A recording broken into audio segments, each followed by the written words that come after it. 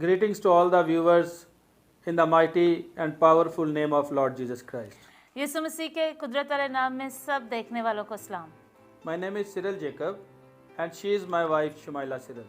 मेरा नाम शुमाइला सिरल है और ये मेरे शौहर सिरल जैकब हैं। We live in Lahore, Pakistan. हम लाहौर पाकिस्तान में रहते हैं। We are sharing with you different teachings of the Holy Bible. हम बाइबल मुक़द्दस की मुख्तलिफ तालीमात आपके साथ बांट रहे हैं But the precious Holy Spirit has put on our heart. जो प्यारे रूल कुद्स ने हमारे अंदर रखी हैं। Today's topic is हमारा आज का उन्वान है seed and harvest time. बीज बोना और फसल काटना। Seed and harvest time. बीज बोना और फसल काटना। In book of Genesis, और पैदाइश की किताब में chapter 8 and verse 22, 8 बाब और 22 आयत में this is after the great flood of the days of Noah. ये नूह के उस बहुत बड़े तूफान के बाद की बात है। God told Noah and his family, खुदा ने नूह और उसके ख़ानदान को बोला, while the earth remaineth, seed time and harvest, and cold and heat, and summer and winter, and day and night shall not cease. जब तक ज़मीन कायम है, बीज बोना, फसल काटना, सर्दी और तपश, गर्मी और जाड़ा, दिन और रात मौकूफ़ ना होंगे। In this verse, we come to know about 4 happenings on the earth till earth remains. इस आयत में हमें 4 ऐसी बातों का पता चलता है जो वकूअ में आएंगी जब तक ज़मीन कायम है। Number 1 is seed and harvest time. पहली चीज़ है बीज बोना और फसल काटना। Number 2, cold and heat. दूसरी चीज़ सर्दी और तपश। Number 3, summer and winter. और तीसरी चीज़ गर्मी और जाड़ा। And number 4, day and night. और चौथी चीज़ है दिन और रात। These happenings on the earth will not cease till the earth remains. और ये चारों चीज़ें जब तक ज़मीन कायम है होती रहेंगी, वकूअ में आती रहेंगी। We must understand हमें इस चीज़ को समझना है all the universe is moving on the set principles of the God Almighty. ये तमाम कायनात जो है वो खुदा के मुकर्रर करदा असूलों के मुताबिक चल रही है। And we human beings have no control on the last 3 things. और हम इंसानों का तीसरी आखिरी 3 चीज़ों के ऊपर कोई कंट्रोल नहीं है, वो हमारे बसात से, हमारे कंट्रोल से बाहर हैं। But on seed sowing and reaping the harvest is. लेकिन बीज बोना और फसल काटना जो है वो इंसान के कंट्रोल में है। The word seed is used differently in the word of God. और जो बीज है उसको खुदा के कलाम में मुख्तलिफ तरीक़ों से बयान किया गया है। Like it is used for the agriculture and fruitfulness. बीज का इस्तेमाल कलाम मुक़द्दस में मुख्तलिफ तरह से किया गया है, जैसे ज़राअत, नस्ल और नस्ब वगैरह। Few things one must ponder first before sowing any kind of seed in any soil. किसी भी तरह की ज़मीन में किसी भी तरह का बीज बोने के लिए हमें पहले चंद बातों के ऊपर गौर करना ज़रूरी है। Sowing is necessary for reaping. पहली चीज़ जो है वो काटने के लिए बोना ज़रूरी है। Without sowing anything, one cannot reap anything. कुछ भी बोए बगैर कुछ भी काटना मुमकिन नहीं है। In the letter to the Galatians, और गलतियों के ख़त में chapter 6 and verse 9, 6 बाब और उसकी 9 आयत में, and let us not be weary in well doing, for in due season we shall reap if we faint not.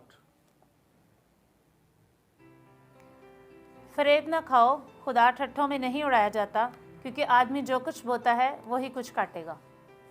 What we sow, we shall reap. जो कुछ हम बोएंगे वही कुछ काटेंगे। And number 2 point, और दूसरा नुक्ता ये है, what a man sow, he shall reap. जो इंसान बोएगा वो काटेगा। In Galatians chapter 6 verse 8, और गलतियों की कलीसिया को लिखा गया ख़त उसका 6 बाब और उसकी 8 आयत में, for he that soweth to his flesh shall of the flesh reap corruption, but he that soweth to the Spirit shall of the Spirit reap life everlasting. जो कोई अपने जिस्म के लिए बोता है वो जिस्म से हलाकत की फसल काटेगा, और जो रूह के लिए बोता है वो रूह से हमेशा की ज़िंदगी की फसल काटेगा। If we sow for our flesh, we will reap for the flesh. अगर हम जिस्म के लिए बोएंगे तो हम जिस्म के लिए काटेंगे। If we sow for the spirit, अगर हम रूह के लिए बोएंगे we shall reap for the spirit. हम रूह के लिए काटेंगे। What we are going to sow, we are going to reap. जो कुछ भी हम बोएंगे वही कुछ हम काटेंगे। And number 3 point, और तीसरा नुक्ता, much man sow, much shall reap. जितना इंसान बोता है उतना ही वो काटता है। 2 Corinthians chapter 9 verse 6. दूसरा कुरिन्थियों 9 बाब और उसकी 6 आयत।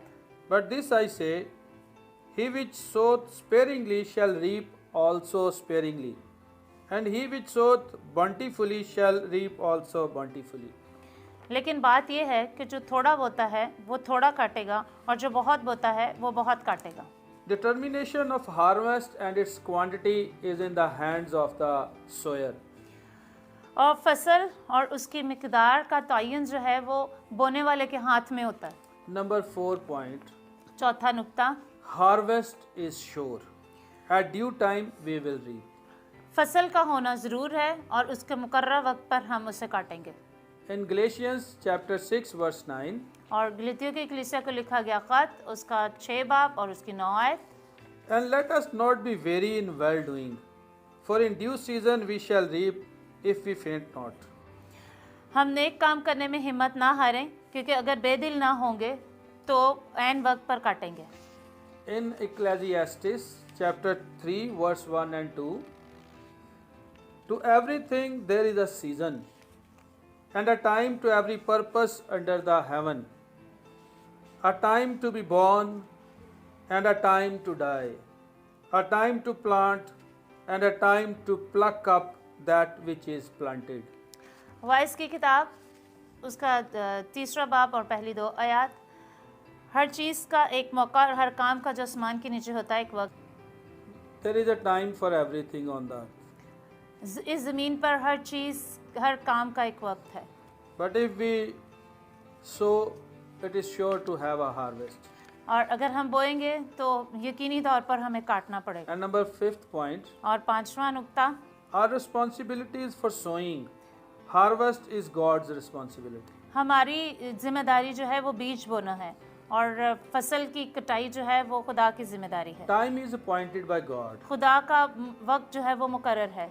Psalm 126 verse 5 and 6. ज़बूर 126 उसकी 5 और 6 आयत। They that sow in tears shall reap in joy. He that goeth forth and weepeth, bearing precious seed, shall doubtless come again with rejoicing, bringing his sheaves with him. जो आंसुओं के साथ बोते हैं वो खुशी के साथ काटेंगे, जो रोता हुआ बीज बोने जाता है वो अपने पूले लिए हुए Shadman लौटेगा। So for seed and harvest, तो इस तरह से बीज बोना और फसल काटना, 5 things are very important to consider. इसमें 5 चीज़ों के ऊपर गौर करना ज़रूरी है। Sowing is necessary for reaping. काटने के लिए बोना ज़रूरी है। What a man sow, he shall reap. जो भी इंसान बोएगा वही कुछ काटेगा। Much man sow, much shall reap. जितना ज़्यादा कोई बोएगा उतना ज़्यादा काटेगा। Harvest is sure, at due time we will reap. और फसल काटना जो है वो यकीनी है, और हम अपने मुकर्रर वक्त पर जो है फसल Our काटेंगे। responsibility is for sowing. Harvest is God's responsibility. हमारी जिम्मेदारी बीज बोना है, और फसल काटने की जिम्मेदारी जो है वो खुदा की है। Now we will see types of seeds. अब हम बीज की इकसाम के बारे में देखेंगे। There are 2 types of seeds. बीज की 2 इकसाम हैं, Good seed and bad seed. अच्छा बीज और बुरा बीज। Good seed is from God अच्छा बीज जो है वो खुदा की तरफ से है, and it is for eternal life. और ये हमेशा की ज़िंदगी के लिए है। Bad seed is from Satan और बुरा बीज जो है वो इब्लीस की तरफ से है, and it is for eternal death. और वो अब्दी हलाकत के लिए है। In Garden of Eden, a, Satan with great deceit sowed seed of sin in our lives.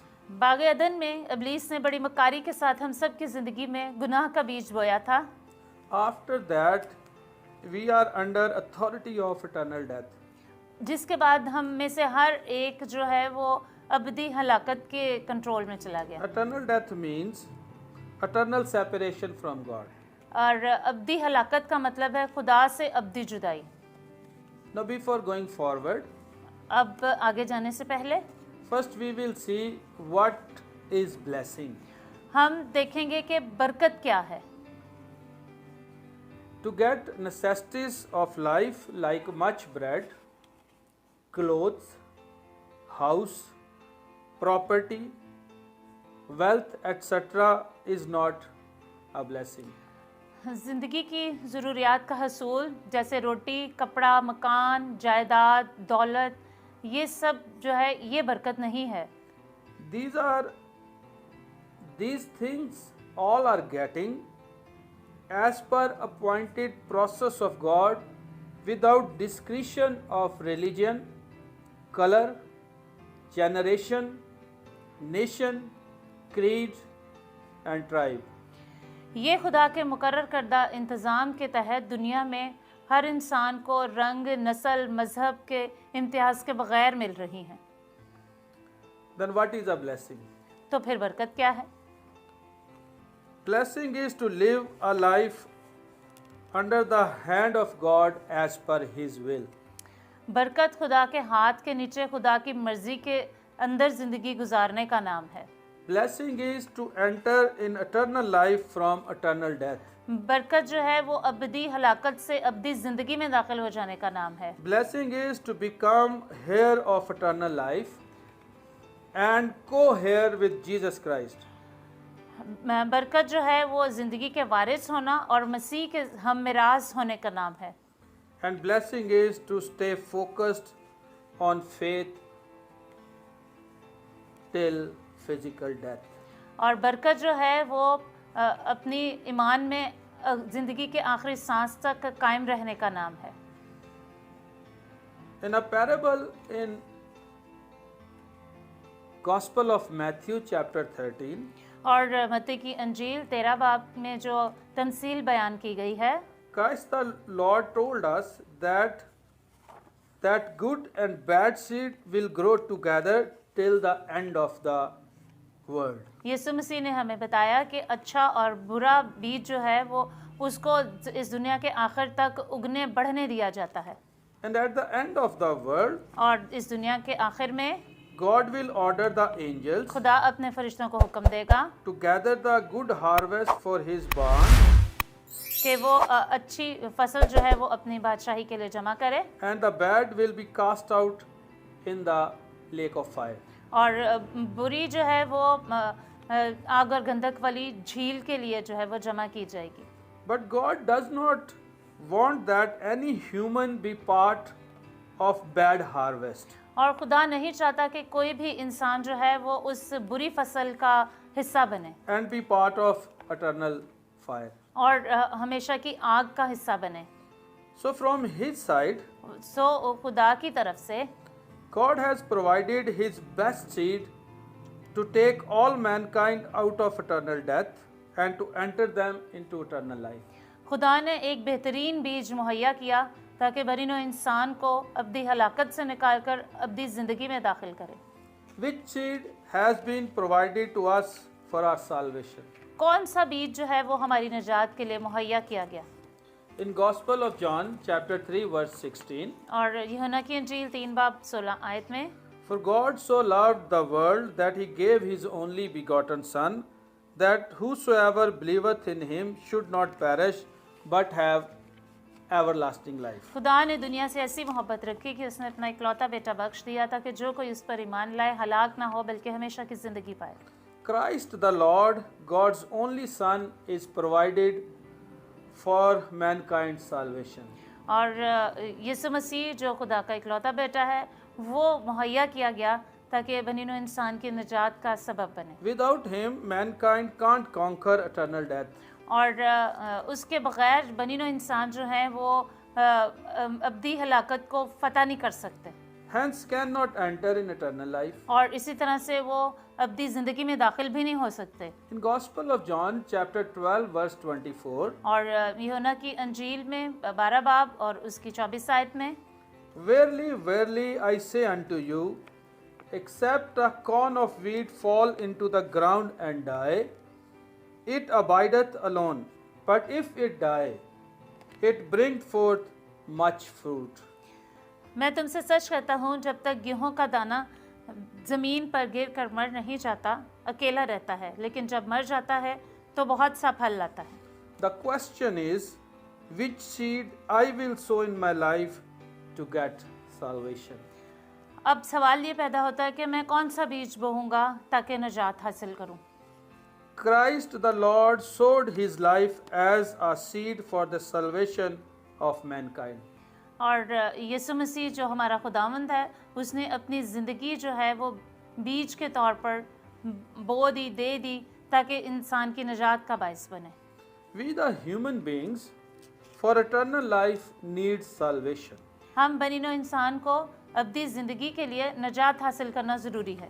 So we need to sow seed of the word of God in our lives. तो इसके लिए हमें अपनी ज़िंदगी में खुदा के कलाम का बीज बोना ज़रूरी है। In letter to the church at Roman, और chapter 5 verse 6, रोमियो की कलीसिया को लिखा गया खत, उसका 5वां बाब उसकी 6ठी आयत में यूँ लिखा है, For when we were yet without strength, in due time Christ died for the ungodly. क्योंकि जब हम कमज़ोर ही थे तो ऐन वक्त पर मसीह बेदीनों की खातिर हुआ। And in verse 8, और 8वीं आयत में, But God commendeth his love towards us, in that while we were yet sinners, Christ died for us. लेकिन खुदा अपनी मोहब्बत की खूबी हम पर यूँ ज़ाहिर करता है कि जब हम गुनहगार ही थे तो मसीह हमारी खातिर मुआ। So all the unbelievers need to understand the word of God. सो वो तमाम गैर ईमानदार, उनको खुदा के कलाम को समझने की ज़रूरत है। Without having Jesus Christ in your life, यीशु मसीह को अपनी ज़िंदगी में लिए बगैर you cannot get the salvation from the sin. आप गुनाह से निजात हासिल नहीं कर सकते, Christ is necessity for it. और मसीह जो है वो इसकी ज़रूरत है। Two things are very important for sowing a seed. और दो चीज़ें जो कि बीज बोने के लिए बहुत ज़्यादा ज़रूरी हैं। Number one, पहली चीज़ faith in God and His word. खुदा के कलाम पर ईमान रखना और खुदा के ऊपर ईमान रखना। And number two, obedience to God and His voice. और खुदा की और उसके कलाम की फरमाबरदारी करना। As we have seen before many times, the famous verse of the Holy Bible, Gospel of John, chapter 3, verse 16. जैसा कि हम काफ़ी दफ़ा इस आयत को जो यूहन्ना की इंजील 3 बाब और 16 आयत है, इसको हम काफ़ी दफ़ा देख चुके हैं। In this verse, we see that God gave His only begotten Son for every man and woman who is dying on the earth. हमने इसमें देखा था कि खुदा ने अपने इकलौते बेटे को दुनिया के हर इंसान के लिए जो कि गुनाह में मर रहा था उसके लिए दे दिया। The death is the cause, the result of sin in the Garden of Eden. और जो मौत है वो उस गुनाह का नतीजा है जो बाग़ अदन में हुआ था। So God gave His Son that man get back the everlasting life. और तो खुदा ने अपना बेटा इसलिए दिया ताकि इंसान जो है वो उस अब्दी और हमेशा की ज़िंदगी को वापस ले सके। In Roman 10:10, और रोमियो का नाम लिखा गया ख़त और उसका 10 बाब और उसकी 10 आयत में, For with the heart man believeth unto righteousness, and with the mouth confession is made unto salvation. क्योंकि रास्तबाजी के लिए ईमान लाना दिल से होता है और नजात के लिए इकरार मुंह से किया जाता है। And after getting salvation, और नजात हासिल करने के बाद then every believer has to live life like Jesus Christ on the earth. हर ईमानदार को यीशु मसीह की जैसी इस ज़मीन पर ज़िंदगी बसर करनी है, As जैसे कि to work like Christ for the salvation of the other people, यीशु मसीह की तरह दूसरों की नजात के लिए काम करना, to work hard like Christ against sin, और so enemy will not blame you. यीशु मसीह की तरह जो है गुनाह के ख़िलाफ़ सख्त मेहनत करना ताकि दुश्मन जो है वो आपके ऊपर इल्ज़ाम ना लगा सके, To achieve purpose of your even embracing the cross. और इस मकसद के लिए सलीब को गले लगाना है। And the last point, allowing the Holy Spirit to work in your life. और आखिरी नुक्ता जो है वो ये है कि रूहुल कुद्स को अपनी ज़िंदगी में काम करने दें। If a believer allow the Holy Spirit to work in his life, अगर एक ईमानदार रूहुल कुद्स को अपनी ज़िंदगी में काम करने की इजाज़त देता है, then Holy Spirit will help him तब रूहुल कुद्स उसकी मदद करेगा to become like Christ, यीशु मसीह की मानद बनने के लिए, to use the authority of Christ, मसीह का दिया हुआ इख्तियार इस्तेमाल करने के लिए, to work the signs and wonders, और वो निशानात और अजीब काम उसकी ज़िंदगी में होने के लिए, and to receive all the blessings which are possible in Lord Jesus Christ. और वो तमाम बरक़ात जो यीशु मसीह में मुमकिन हैं किसी भी ईमानदार की ज़िंदगी में। The next we are going to see इसके बाद हम देखेंगे how to sow the seed. बीज कैसे बोया जाता है। The best example for sowing a seed, who saw the seed, is God Himself. बीज बोने के लिए सबसे बेहतरीन मिसाल कि बीज को किस तरह बोलना है, खुदा खुद है। As God the Father and Son has sowed the seed for salvation of the mankind, खुदा बाप ने अपने बेटे को बीज के तौर पर भेजा कि वो बनीनो इंसान की नजात का बायस बने, and how Father the God did it, और जिस तरह से खुदा बाप ने किया there are 3 points in it. उसमें 3 नकात हैं। Number 1, पहला नुक्ता, power in sowing the seed, बीज बोने के लिए ताकत, and that power is love of God. और ये जो ताकत है ये खुदा की मोहब्बत है। Then God has a purpose of seed sowing, और फिर खुदा का एक मकसद था बीज बोने के ताल्लुक and से, that purpose was salvation of the mankind. और ये मकसद बनीनो इंसान की नजात था। And number 3 thing, He did it joyfully. और तीसरी चीज़ ये कि उसने ये सब कुछ खुशी से किया। And we know Bible teaches us और हम जानते हैं कि बाइबल हमें सिखाती है God loves a cheerful giver. और खुदा जो है वो खुशी से देने वाले को अजीज You रखता can है। find it in the 2 Corinthians 9:7, और आप इस आयत को दूसरा कुरिन्थियों 9 बाब की 7वीं आयत में देख सकते हैं, and in the Exodus chapter 5 and chapter 35, और खरूज की किताब 5वां बाब और 35वां बाब, and in 1 Chronicles chapter 29, और पहला तवारीख उसकी 29 बाब में, and there are many more verses. और बहुत सारी आयत हैं। So every believer have to sow seed like God did by himself. इसलिए हर ईमानदार को खुदा बाप की तरह अपनी ज़िंदगी में बीज बोना है। That is with power which is love to God and the human beings, ये उस ताकत से है जो खुदा की मोहब्बत और इंसानों की मोहब्बत से है, and with purpose और उस मकसद से है which is the salvation of the other dying race of Adam, जो दूसरे बनीनो इंसान जो गुनाह में मर रहे हैं उनके लिए है, and the number 3 thing is joyfully. और तीसरी चीज़ जो है वो खुशी से है। After receiving on salvation, अपनी नजात हासिल करने के बाद what we can give for our blessing and for the salvation of others. हम जो कुछ दे सकते हैं अपनी बरक़ात में से और बनीनो इंसान की नजात के लिए, And by giving yourself to the Lord Jesus Christ, और अपने आप को खुदाम यीशु को देने के बाद everything you have belongs to the Lord Jesus Christ. जो कुछ भी आपके पास है वो यीशु मसीह का है। So whatever you have, you are bound to give it to the Lord for the salvation of the other peoples. और आप इसके पाबंद हैं कि जो कुछ भी आपके पास है आप खुदावंद को दें ताकि आप दूसरों की निजात के लिए काम कर सकें, Because you love God क्योंकि आप खुदा से प्यार करते हैं, and also love other human beings like yourself. आप जैसे अपने आप से मोहब्बत रखते हैं इसी तरह से आप दूसरे इंसानों से भी मोहब्बत And रखते these are हैं। the most important commands, as Lord Jesus Christ said himself, the first and the second. और ये वो सबसे ज़रूरी हुक्म है जो यीशु मसीह ने खुद दिया, पहला और Love your दूसरा, God अपने खुदा से मोहब्बत रखें and love your neighbor as yourself. और अपने पड़ोसी से अपनी मानद मोहब्बत रखें। The things are involved, और वो चीज़ें जो इसमें इन्वॉल्व हैं things you have, और वो चीज़ें जो आपके पास हैं your property, आपकी जायदाद, your wealth, आपकी दौलत, your love, आपकी मोहब्बत, your faithfulness and commitment, आपकी वफादारी और आपकी वक्फियत, खुदा के लिए अपने आप को वक्फ करना, your obedience, आपकी फरमाबरदारी, your time, आपका वक्त, your qualities, आपकी सलाहियतें, your skills, आपकी महारतें and many more things. और बहुत सारी चीज़ें। Now the next question is, अब अगला सवाल ये है, in which soil we sow? हमें किस किस्म की ज़मीन में बोना है?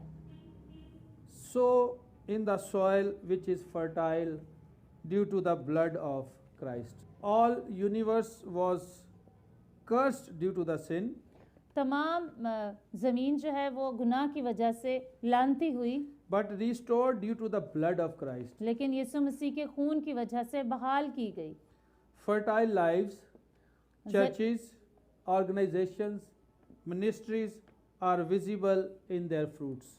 वो ज़िंदगियाँ, कलीसियाँ, अदारे जो यीशु मसीह के खून के वजह से ज़रख़ेज़ हैं, अपने फलों से पहचाने जाते हैं। In Hebrew chapter 9 and verse 22, और इब्रानियों का ख़त 9 बाब उसकी 22 आयत में, and almost all things are by the law purged with blood, and without shedding of blood is no remission. और तकरीबन सब चीज़ें शरीयत के मुताबिक खून से पाक की जाती हैं और बग़ैर खून बहाए माफ़ी नहीं होती। And in chapter 10 verse 4, और उसका 10 बाब और 4 आयत में, for it is not possible that the blood of bulls and of goats should take away sins. क्योंकि मुमकिन नहीं कि बैलों और बकरों का खून गुनाहों को दूर करे। So you have to search a fertile soil and then you sow your seed there. तो आपने एक ज़रख़ेज़ ज़मीन को देखना है और फिर उसमें अपने बीज को बोना है। Now the next question is, और अगला सवाल ये है, how much harvest is possible? कितना फल या कितनी फसल उगेगी?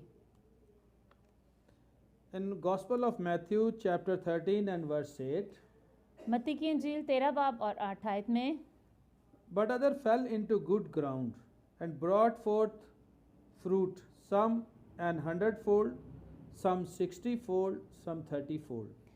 और कुछ अच्छी ज़मीन में गिरे और फल लाए, कुछ 100 गुना, कुछ 60 गुना, कुछ 30 गुना। 30-fold obedience and faith will generate 30-fold fruit. 30 गुना फरमाबरदारी और ईमान से बोएंगे तो 30 गुना फल पाएंगे। 60-fold obedience and faith will generate 60-fold fruit. 60 गुना फरमाबरदारी और ईमान के साथ बोएंगे तो 60 गुना फल हासिल करेंगे। 100-fold obedience and faith will generate 100-fold fruit. 100 गुना फरमाबरदारी और ईमान से बोएंगे तो 100 गुना फसल काटेंगे। Now the next question is, और अगला सवाल ये है, which time is for sowing of seed for salvation in own life? अपनी ज़िंदगी में निजात का बीज बोने का कौन सा वक्त है? In Psalm 95 verse 7, और ज़बूर 95 और उसके 7 आयत में, for he is our God and we are the people of his pasture and the sheep of his hand. Today if ye will hear his voice, क्योंकि वो हमारा खुदा है और हम उसकी चरागाह के लोग और उसके हाथ की भेड़ें हैं। काश के आज के दिन हम उसकी आवाज़ सुनते। we do not know what is going to happen in next moment. हम नहीं जानते कि अगले लम्हे क्या होने वाला है। The right time, the best time for the seed of salvation to sow in your life is time right now. और सही वक्त जो कि अपनी निजात के लिए बीज बोने का है वो अभी है। In 1871 in Chicago, और शिकागो के अंदर 1871 में a famous preacher at that time उस वक्त के एक मशहूर मुबल्लिग ने preached the famous message of salvation through Lord Jesus Christ. उन्होंने मसीह के वसीले से निजात के बारे में एक मशहूर उनका पैगाम था जो दिया। The question he left with all was, और वो सवाल जिस पर उसने इख्तिताम किया वो ये था, what then shall I do with Jesus who is called Christ? कि यीशु जो मसीह है उसके लिए मैं क्या करूं? And people were not called forward. और लोगों को आगे बुलाया नहीं गया। And the famous fire at that time burned out. और उस ज़माने में एक बड़ी मशहूर आग थी जो भड़क उठी, And those people never get chance to answer that question. और वो तमाम लोग जो हैं उनको मौका नहीं मिला कि वो इस सवाल का जवाब दे दें। So for the seed of salvation in your life, तो नजात के लिए जो बीज आपकी ज़िंदगी में बोया गया है, Christ died for every human being. मसीह जो है वो हर इंसान के लिए इस दुनिया में हुआ। This is the time for you. ये आपके लिए टाइम है, Decide for your eternity. अपनी अब्दियत के लिए अभी फैसला करें। Don't just keep on looking the world where you are right now. अपनी इर्द गिर्द की दुनिया को देखना बंद करें।